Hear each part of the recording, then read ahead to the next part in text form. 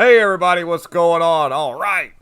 So today, this little video I'm going to do is in retrospect, or we're looking back on what the video that I did earlier about Devin Nunes and Richard Maddcow, or better yet, known her ally as Rachel Maddow.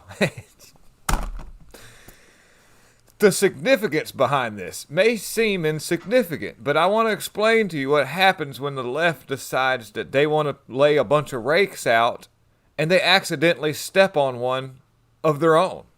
Kind of like, almost like if you were to make a big, huge minefield and forget where they're at and step right on one of them and blow your own legs off.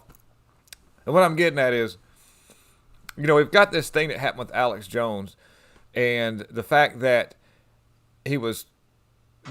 We won't go into the legal process behind which he was convicted was a little wonky. So to keep from the video being extremely long, I am a fan of Alex Jones. I think that he has a great place in our society so far as helping people become awake, even though there are situations where he's been wrong.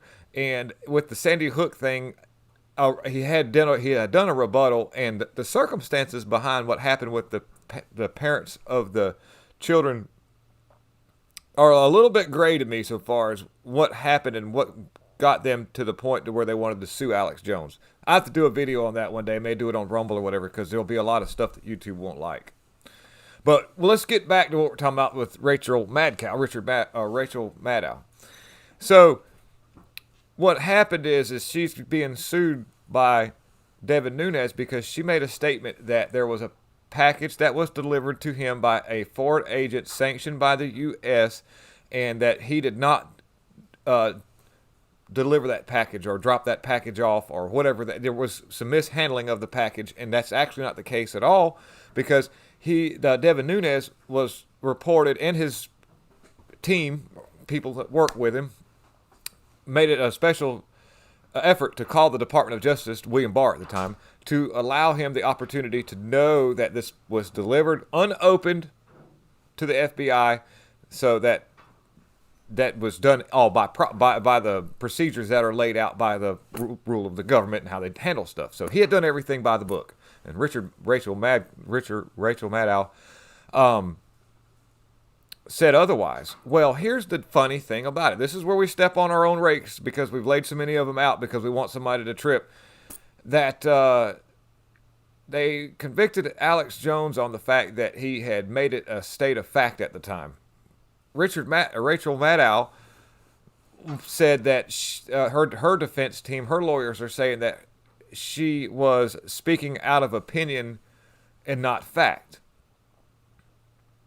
Well, seems to me, by the way, the judge ruled that she had spoken it out of fact at the time and didn't state anything otherwise, and so it was spoken to fact, and she's going to be held accountable for it, just like Alex Jones. This is the precedents they set with Alex Jones just so happens to actually affect one of their own before anybody else so far.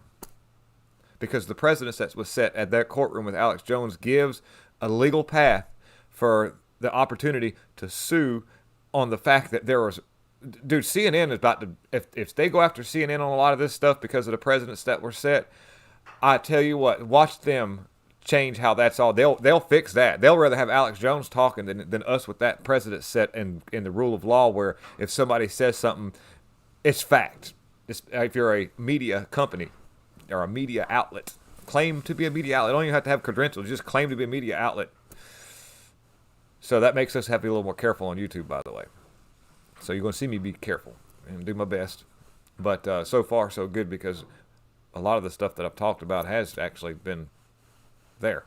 But anyhow, so this is where I'm going with this. This little few-minute video here, just kind of like, I want you to see what's going to happen now. Their own self is now going to attack their own self. This is a system, that they made such a hasty maneuver to get Alex Jones off the air that they opened up a window of opportunity for everything that they've done to be scrutinized. And yes, I understand that we do have a dual-tier justice system. So that means that not everything will go in our favor. However, it will open up the doors for things to start heading in that direction. It can actually kind of like, give us a window of opportunity.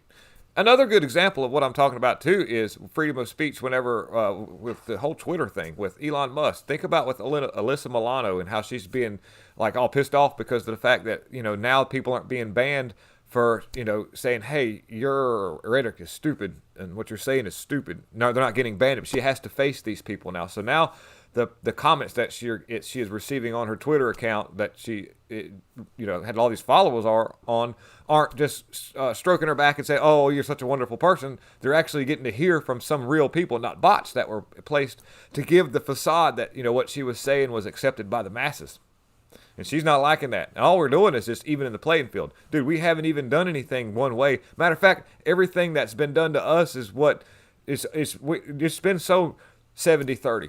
So 70-30. On their side, they get 70% of the good. We get the 30 crap. Or the 30 good to 70 crap. But anyhow, so now with what's happening with Alyssa Milano, this is just what we're seeing is this is where we're watching the ship make this turn, guys. We're seeing it make that turn. It's kind of easing around. Takes a while though. It's got to kind of keep going along, and we don't need to split up. We don't need to split ourselves all up with the media trying to rustle us around. And with the DeSantis thing and the Trump thing, you got to stick together. That's our main thing. That is what the Democrats do, and we need to. If we're going to play their game, we got to play by the rules. Stick together. Where things are legal to do certain things with, when you're trying to get round up a whole bunch of papers for choosing who your leaders are, we got to do that too. But yeah, I just wanted to bring that out, and let you know, hey, watch and see what happens next. This could get very interesting, guys. I want to thank all you for tuning in, and lots of love. One William, one Archer on Twitter. We'll fix it with an exclamation point, and William Archibald, one word on Rumble. Y'all check me out, and I really appreciate all the wonderful love I get out there in the comment sections. You guys are great. Have a wonderful rest of the day and a good week ahead. I'm out.